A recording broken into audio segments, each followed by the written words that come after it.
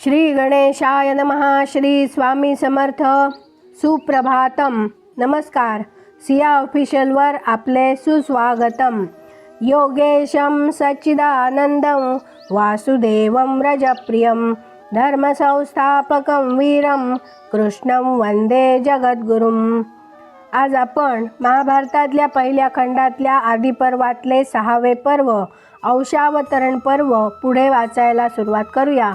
काल आपण उपरिचर नावाच्या राजाची कथा वाचायला सुरुवात केली होती. ती आता आपण पुढे वाचूया. वैशंपायन पुढे सांगू लागले, देवांनीच ज्यात आरूढ व्हावे आणि आकाशात संचार करावा असे एक स्फटिकांचे गगनविहारी विमान मी तुला बहाल करीत आहे. ते तुझ्या सेवेसाठी हजर राहील.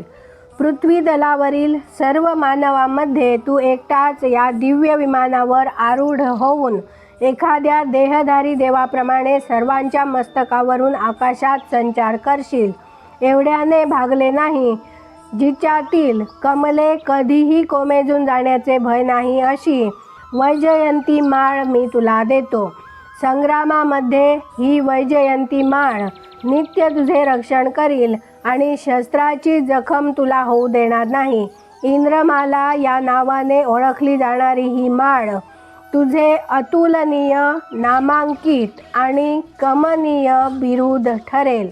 इतके बोलून त्याला आपली नित्य आठवण राहावी या उद्देशाने सज्जनांचा प्रतिपाळ करणारी कळकाची एक काठी इंद्राने त्याला बहाल केली. नंतर इंद्राचा मान राखण्यासाठी संवत्सरांच्या शेवटच्या दिवशी उपरिचर राजाने ती काठी जमिनीत रोवून ठेवली. तेव्हापासून तो थोर उपरिचर राजाने सुरू केलेल्या प्रघाताप्रमाणे थोर थोर राजे आज देखील वर्षाच्या शेवटच्या दिवशी जमिनीत काठी रोवतात. दुसऱ्या दिवशी नवीन वर्षाच्या पहिल्या दिवशी वर्ष प्रतिपदेला त्या काठीवर शेल्यासारखे एखादे उंची वस्त्र बांधतात. सुवासिक पुष्पांच्या माळांनी शृंगारतात आणि विधीपूर्वक ती खूप उंच उभारतात. या काठीची म्हणजे गुढीची म्हणजे उपरिचर वसू राजावरील प्रीतीने स्वतः हंसरूप धारण केलेल्या विद्यावान इंद्राचीच पूजा होते. राजश्रेष्ठ वसूने आपली एवढ्या थाटामाटात केलेली मंगल पूजा पाहून प्रभू इंद्र संतुष्ट झाला आणि तो म्हणाला, जी माणसे व जे राजे चेदीपती उपरिचर वसूप्रमाणे परमप्रीतीने माझा उत्सव अशा प्रकारे साजरा करतील त्यांना ऐश्वर्य प्राप्त होईल, विजय प्राप्त होईल, साऱ्या राष्ट्रामध्ये धनसमृद्धी होईल आणि त्याचा अभ्युदय होईल. एकंदरीत सर्व देशातच सुबत्ता नांदेल आणि लोक सुखी होतील.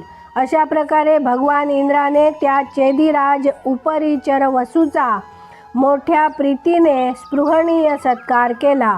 जो पुरुष इंद्राचा उत्सव म्हणजे इंद्रमह नित्य करील आणि त्या उत्सवात भूमिदान व रत्नदान करील ते जगात मानस प्राप्त होतील. बहुमोल दाने देऊन महायज्ञ करून आणि दरवर्षी इंद्र महोत्सव करून चेदीराज वसूने इंद्राला संतुष्ट ठेवले आणि उलट इंद्रानेही त्याचा मान राखला आणि त्या चेदीराजाचे धर्माने पृथ्वीचे पालन केले. इंद्रावरील प्रेमामुळे चेदीराजाने इंद्र महोत्सवाचा प्रघात अखंड चालू ठेवला. त्या वसुराजाला अपार तेजस्वी व महापराक्रमी असे 5 पुत्र होते. या पुत्रांच्या निरनिराळ्या देशामध्ये त्या सम्राट वसूने राज्ये दिली. वृद्धद्रथ या नावाने विख्यात असलेल्या पुत्राला त्याने मगधाधिपती केले. दुसरा पुत्र प्रत्यग्रह मणिवाहन असेही त्याचे आणखी एक नाव होते. तो कुशांब हा तिसरा. मावेल्य हा चौथा पुत्र आणि अपराजित राजा यदू हा 5वा पुत्र होय. त्या राजर्षी वसूचे हे 5 पुत्र होते.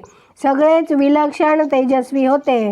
जे देश ज्यांनी जिंकले आणि जी शहरे जिंकली त्या देशांना आणि त्या नगरांना त्यांनी स्वतःची नावे देऊन ती विख्यात केली.